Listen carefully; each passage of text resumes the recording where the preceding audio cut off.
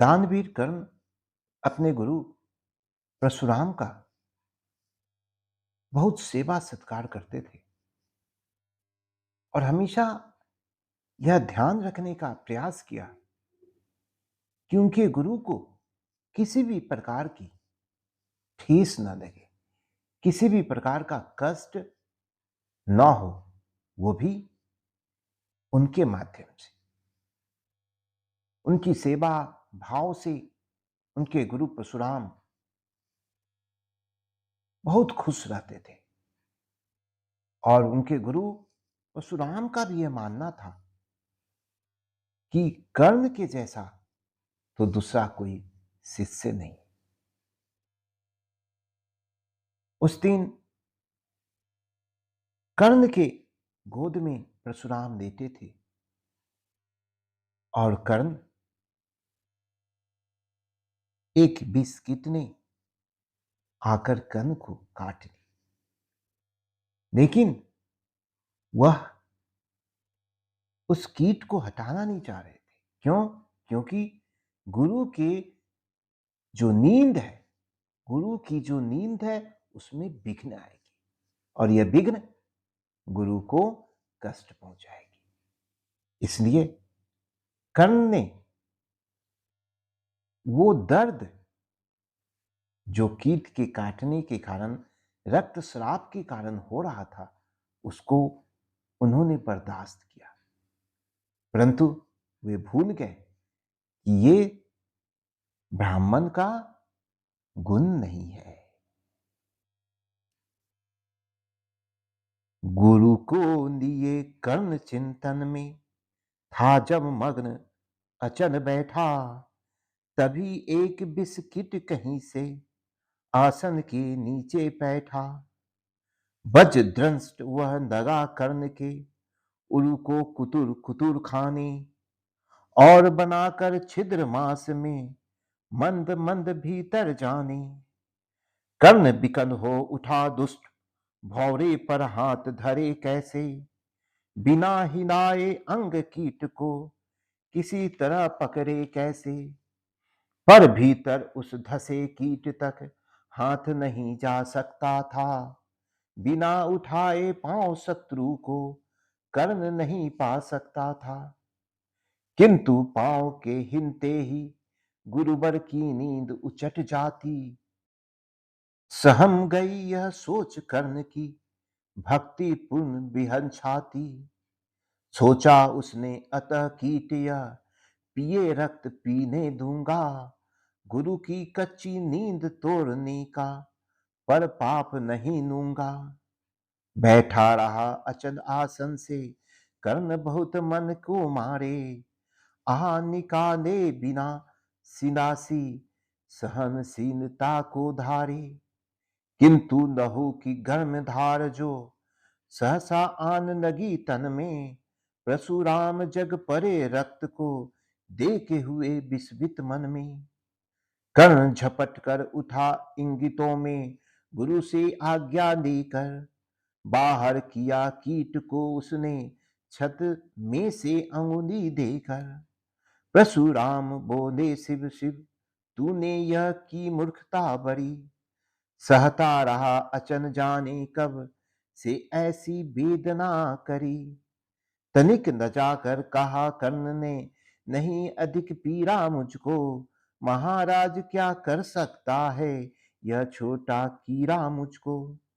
मैंने सोचा हिला डुला तो वृथा आप जग जाएंगे, क्षण भर को विश्राम मिला जो नाहक उसे गवाएंगे। निश्चल बैठन रहा सोच यह कीट स्वयं उड़ जाएगा, छोटा सा यह जीव मुझे कितनी पीड़ा पहुंचाएगा। पर यह तो भीतर धसता ही गया, मुझे हैरान किया। लज्जित हूं इसलिए कि तब कुछ स्वयं आपने देख लिया। परशुराम गंभीर हो गए सोच न जाने क्या मन में, फिर सहसा को दागनी भयानक भवक उठी उनके तन में। दांत पीस आंखें तरेर कर बोले कौन छली है तू, ब्राह्मण है या और किसी अभिजन का पुत्र बलि है तू। सहनशीलता को अपनाकर ब्राह्मण कभी न जीतता है, किसी लक्ष्य के लिए नहीं अपमान हलाहल पीता है। सह सकता जो कठिन वेदना, पी सकता अपमान वही, बुद्धि चलाती जिसे तेज का, कर सकता बलिदान वही। तेज पुंज ब्राह्मण तिन तिन कर, जने नहीं यह हो सकता, किसी दशा में भी स्वभाव अपना वह कैसे खो सकता। कसक भोगता हुआ विप्र निश्चल कैसे रह सकता है, इस प्रकार की चुभन वेदना क्षत्रिय ही सह सकता है। तू अवश्य क्षत्रिय है पापी, बता न तो फल पाएगा, परशुराम के कठिन शाप से अभी भस्म हो जाएगा। क्षमा क्षमा हे देव दया में, गिरा कर्ण गुरु के पद पर, मुख विवर्ण हो गया अंग, कांपने लगे भय से थर थर। सूत पुत्र मैं क्षुद्र कर्ण हूँ, करुणा का अभिलाषी हूँ, जो भी हूँ पर देव आपका अनुचर अंतेवासी हूँ। छनी नहीं मैं हाय किंतु छन का ही तो यह काम हुआ, आया था विद्या संचय को किंतु व्यर्थ बदनाम हुआ। बड़ा लोभ था बनु शिष्य में कार्तवीर के जीता का, तपो दिव्य सुरमा विश्व के नूतन धर्म पर नेता का। पर शंका थी मुझे सत्य का, अगर पता पा जाएंगे, महाराज मुझ सूत पुत्र को कुछ भी नहीं सिखाएंगे। बता सका मैं नहीं इसी से, प्रभु जाति अपनी छोटी, करे देव विश्वास भावना और न थी कोई खोटी। पर इतने से भी लज्जा में हाय गरा सा जाता हूँ, मारे बिना हृदय में अपने आप मरा सा जाता हूँ। छल से पाना मान जगत में किन विष है, मन ही तो है, ऊंचा बना आपके आगे सचमुच यह छल ही तो है। पाता था सम्मान आज तक दानी व्रती बलि होकर, अब जाऊंगा कहाँ स्वयं गुरु के सामने छली होकर। करे भस्म ही मुझे देव, सम्मुख है मस्तक नत मेरा, एक कसक रह गई नहीं पूरा जीवन का व्रत मेरा।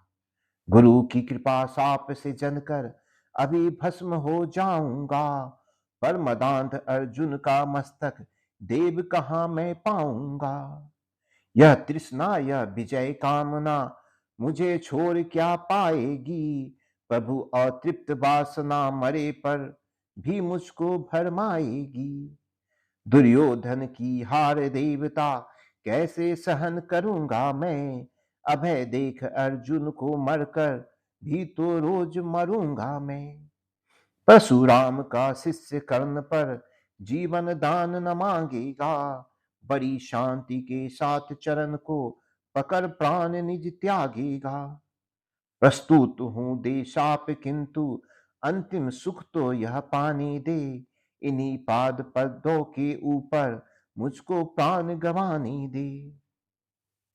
निपट गया गुरु के चरण से विकल कर्ण इतना कहकर, दो कनिकाएं गिरी अश्रु की गुरु की आंखों से बहकर। बोली हाय कर्ण तू ही प्रतिभट अर्जुन का नामी है, निच्चन सखा धात राष्ट्रों का विश्व विजय का कामी है। अब समझा इस किस लिए रात दिन तू ऐसा श्रम करता था, मेरे शब्द शब्द को मन में क्यों सीपी सा धरता था।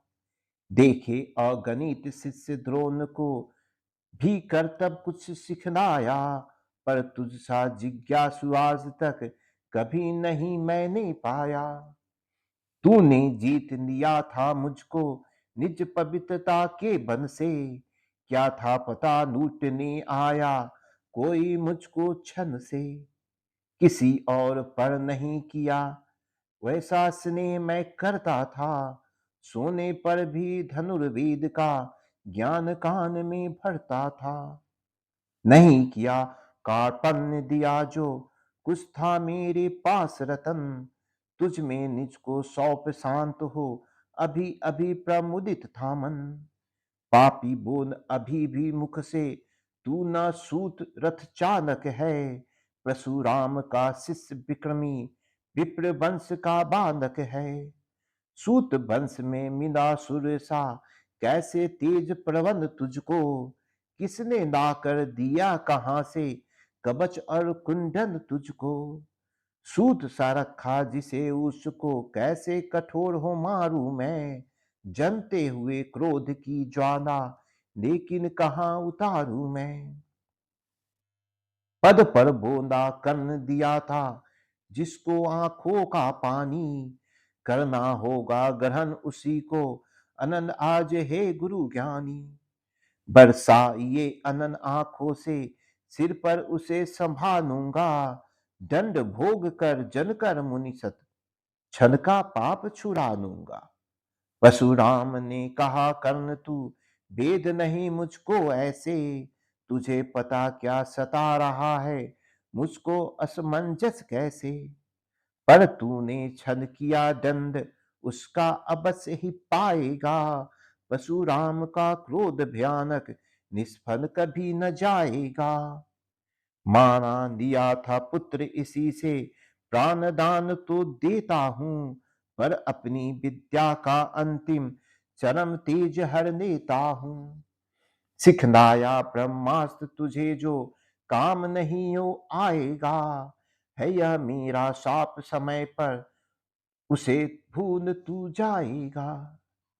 कर्ण बिकन हो खड़ा हुआ का, हाय किया यह क्या गुरुवर, दिया साप अत्यंत निदारुण, लिया नहीं जीवन क्यों हर। वर्षों की साधना साथ ही प्राण नहीं क्यों लेते हो, अब किस सुख के लिए मुझे धरती पर जीने देते हो। परशुराम ने कहा कर्ण यह साप अटल है सहन करो, जो कुछ मैंने कहा उसे सिर पर ले सादर वहन करो। इस महेंद्र गिरी पर तुमने कुछ थोड़ा नहीं कमाया है, मेरा संचित निखिल ज्ञान तूने मुझसे ही पाया है। रहा नहीं ब्रह्मास्त्र एक, इससे क्या आता जाता है, एक शस्त्र बन से न वीर कोई सब दिन कहलाता है। नई कला नूतन रचनाएं, नई सूझ नूतन साधन, नए भाव नूतन उमंग से वीर बने रहते नूतन। तुम तो स्वयं दीप्त पौरुष हो, कवच और कुंडल धारी, इनके रहते तुम्हें जीत पाएगा कौन सुभट भारी। अच्छा लो बर भी की विश्व में तुम महान कहलाओगे, भारत का इतिहास कीर्ति से और धवन कर जाओगे। अब जाओ लो विदा वत्स, कुछ करा करो अपने मन को, रहने देते नहीं यहाँ पर हम अभिशप्त किसी जन को। हाय छिनना पड़ा मुझी को, दिया हुआ अपना ही धन, सोच सोच यह बहुत विकल हो, रहा नहीं जाने क्यों मन। व्रत का पर निर्वाह कभी ऐसे ही करना होता है, इसी पर से जो दिया उसे उस कर से हरना होता है। अब जाओ तुम कर्ण कृपा करके मुझको निसंग करो, देखो मत यूं सजन दृष्टि से व्रत मेरा मत भंग करो। आह बुद्धि कहती कि ठीक था जो कुछ किया, परंतु हृदय मुझसे कर विद्रोह तुम्हारी मना रहा जाने क्यों जय। अनायास गुणशील तुम्हारे मन में उगते आते हैं, भीतर किसी अश्रु गंगा में मुझे बोर नहलाते हैं। जाओ जाओ कर्ण मुझे बिल्कुल असंग हो जाने दो, बैठ किसी एकांत कुंज में मन को स्वस्थ बनाने दो। भय है तुम्हें निराश देख कर छाती कहीं न फट जाए, फिरा न लूं अभिशाप पिघल कर वाणी नहीं उलट जाए। इस प्रकार का परशुराम ने फिरा लिया आनन आपन। जहां मिला था वहीं कर्ण का बिखर गया प्यारा सपना। छूकर उनका चरण कर्ण ने अर्ध अश्रु का दान दिया, और उन्हें जी भर निहार कर मंद मंद प्रस्थान किया।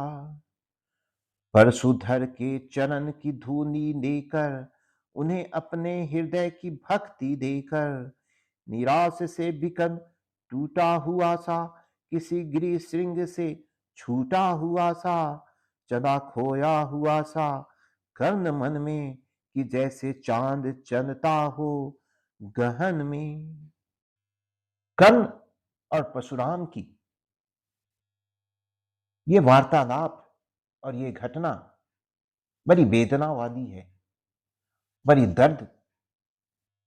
परशुराम के जैसे अवतारी पुरुष के नेत्रों से अश्रु बह जाए, आप समझ सकते हैं कि उन्हें कितनी पीड़ा हुई होगी। और वही पीड़ा कर्ण के मन में भी है।